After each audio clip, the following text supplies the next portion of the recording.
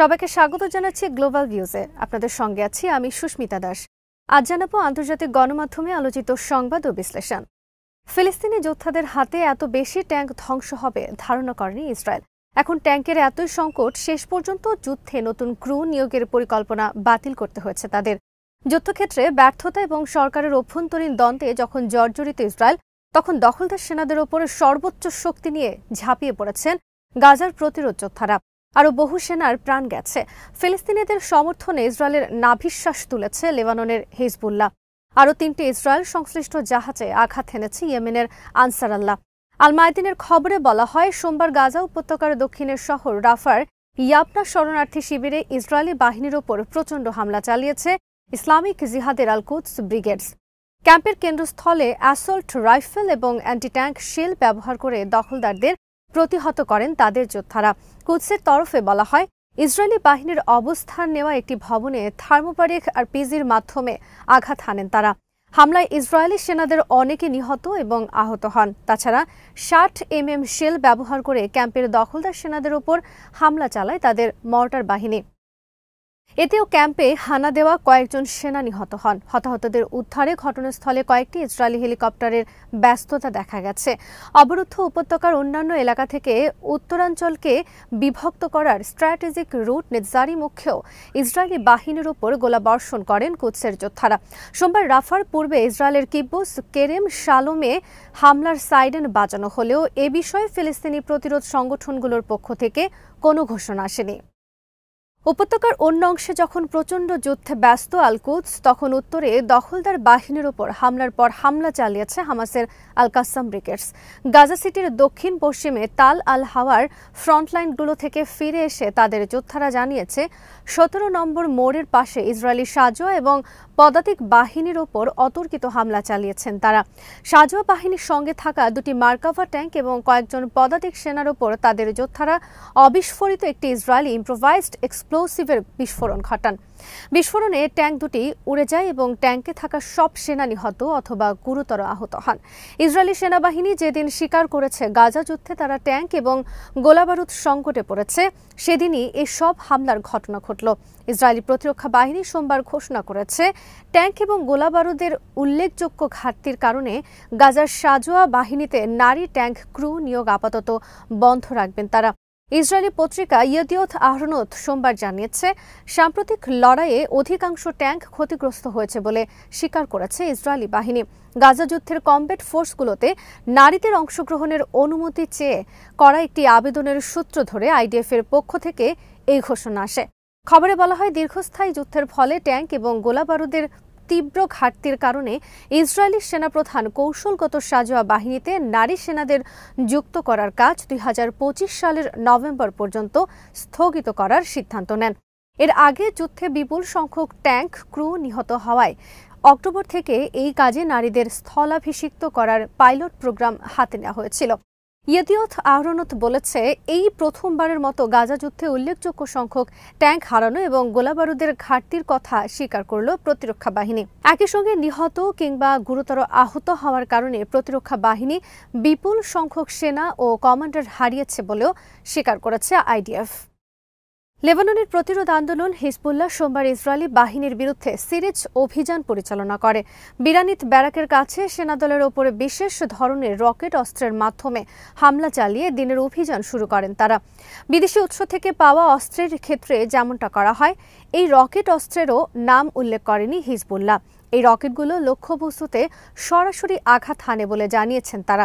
এরপর তাদের যোদ্ধারা ইসরায়েলের আল রাহিব সামরিক অবস্থানে অ্যান্টি ট্যাঙ্ক গাইডেড মিসাইল নিক্ষেপ করেন। এতে সাইটের গোয়েন্দা সরঞ্জাম ধ্বংস হয়ে যায়। বিকালে তারা অধিকৃত কফর সুবা হিলসের আল সুমাকা মিলিটারি সাইটে আর্টিলারি হামলা চালান। এদিন লেবাননের মেইস আল জাবাল, মারওয়াহিন, কফর কিলা, কফর হামাম ও বিন্ত জবেইলে হামলা চালায় ইসরায়েল। হামলায় 2 বেসামরিক নাগরিক নিহত হন। ইয়েমেনের হুথি আনসার আল্লাহ সমর্থিত সশস্ত্র বাহিনীর মুখপাত্র ব্রিগেডিয়ার জেনারেল ইয়াহিয়া সারি জানিয়েছেন, সোমবার লোহিত এবং ভূমধ্যসাগরে ইসরায়েল সংশ্লিষ্ট 3টি তেলের ট্যাঙ্কারে হামলা চালিয়েছেন তারা। প্রথম হামলা চালানো হয় মানববিহীন সারফেস ভেহিকেল, সুইসাইড ড্রোন ও ব্যালিস্টিক মিসাইলের মাধ্যমে।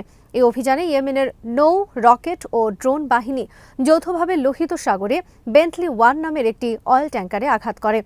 সারি জানান, এদিন ইউএসভির মাধ্যমে কিওস লায়ন নামে আরেকটি তেলের ট্যাঙ্কারেও আঘাত হানেন তারা। তাছাড়া ইসলামিক রেজিস্ট্যান্স ইন ইরাকের সঙ্গে যৌথভাবে অলিভিয়া অয়েল ট্যাঙ্কারে হামলা চালানো হয়। এই হামলায়ও লক্ষ্য অর্জিত হয়েছে বলে জানান ইয়াহিয়া সারি। তিনি জানান, গাজায় ইসরায়েলি আগ্রাসন বন্ধ না হওয়া পর্যন্ত ইসরায়েল সংশ্লিষ্ট জাহাজগুলোতে এ ধরনের হামলা চলতে থাকবে।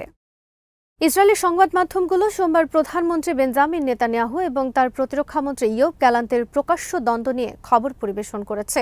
এ কারণে দেশটির সেনাবাহিনী, শিন বেত ও মোসাদ সহ ইসরায়েলি নিরাপত্তা বাহিনীগুলোর সিনিয়র কর্মকর্তাদের মধ্যে বড় ধরনের উদ্বেগ তৈরি হয়েছে বলেও জানিয়েছে সংবাদ মাধ্যমগুলো। ইসরায়েলের চ্যানেল 12 বলেছে, উচ্চ পদস্থ নিরাপত্তা কর্মকর্তারা সতর্ক করে বলেছেন, নেতানিয়াহু এবং গ্যালান্টের মধ্যে ব্যক্তিগত ও রাজনৈতিক দ্বন্দ্ব চলমান সামরিক অভিযানে নেতিবাচক প্রভাব ফেলেছে, কৌশলগত লক্ষ্য অর্জনকে বাধাগ্রস্ত করছে। চ্যানেলটি বলেছে, দ্বন্দ্ব এমন পর্যায়ে পৌঁছেছে যে আনুষ্ঠানিক আলোচনার বাইরে দুইজনের মধ্যে কোনো ধরনের যোগাযোগই নেই। একটি উচ্চপদস্থ সূত্রের বরাতে চ্যানেল 13 বলেছে, সরকারের উচ্চ পর্যায়ের এই দ্বন্দ্বের কারণে আগামী দিনগুলোর করণীয় সম্পর্কে কোনো সিদ্ধান্তে আসা সম্ভব হচ্ছে না। সূত্র জানায়, যদিও নেতানিয়াহুর মতের সঙ্গে গ্যালান্টের পরিকল্পনার তেমন কোনো পার্থক্য নেই, তবুও প্রতিরক্ষা মন্ত্রীর প্রস্তাবগুলোতে প্রধানমন্ত্রী সম্মতি দিতে চাচ্ছেন না। আরও একটি নিরাপত্তা সূত্র নিশ্চিত করেছে, শ্বাসরুদ্ধকর যুদ্ধের মধ্যেও দীর্ঘদিন ধরে প্রধানমন্ত্রী, প্রতিরক্ষামন্ত্রী ও সেনাপ্রধানের মধ্যে নির্ধারিত বৈঠক হচ্ছে না। এই অবস্থা যুদ্ধরত দেশটির জন্য ভয়াবহ পরিণতি বয়ে আনতে পারে বলে উল্লেখ করে ওই সূত্র। নেতানিয়াহুর ঘনিষ্ঠ সূত্রের বরাতে ইসরায়েলি মিডিয়া এর আগে বলেছিল, প্রতিরক্ষা মন্ত্রী সেনাপ্রধানের হাতের পুতুল হিসেবে কাজ করছেন।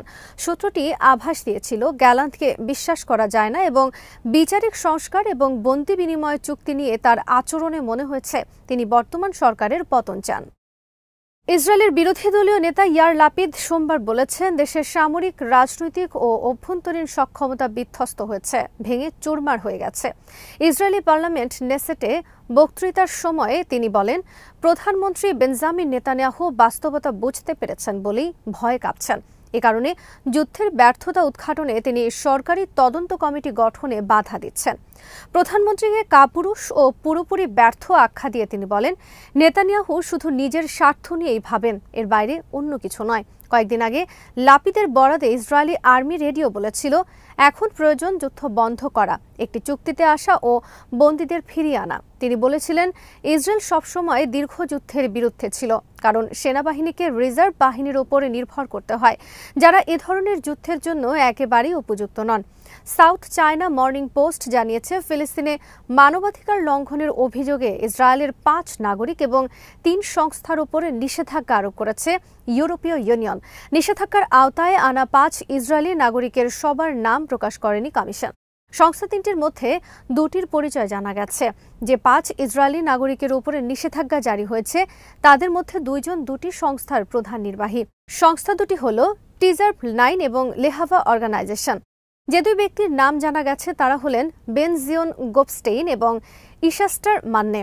ইশাস্টার মান্নে একটি স্থানীয় পত্রিকার প্রধান নির্বাহী। বিবৃতিতে বলা হয়, নিষেধাজ্ঞার আওতায় আসা ব্যক্তি ও সংস্থাগুলো গাজা যুদ্ধ শুরুর পর থেকে পশ্চিম তীরে দাঙ্গা সহিংসতায় উস্কানি দিচ্ছে। পাশাপাশি গাজায় খাদ্য, পানি ও জ্বালানি প্রবেশে নিয়মিত বাধা দেওয়ারও অভিযোগ রয়েছে এই ব্যক্তি ও সংস্থাগুলোর কর্মীদের বিরুদ্ধে। ডেইলি গার্ডিয়ান জানিয়েছে, গাজায় ইসরায়েলি আগ্রাসনে সৃষ্ট ধ্বংসস্তূপ পরিষ্কার করতে গেলে সময় লাগবে 15 বছর। প্রতিদিন যদি 100টিরও বেশি লরি এই ধ্বংসস্তূপ আবর্জনা সরানোর কাজে ব্যবহৃত হয়, তারপরও এই সময় লাগবে।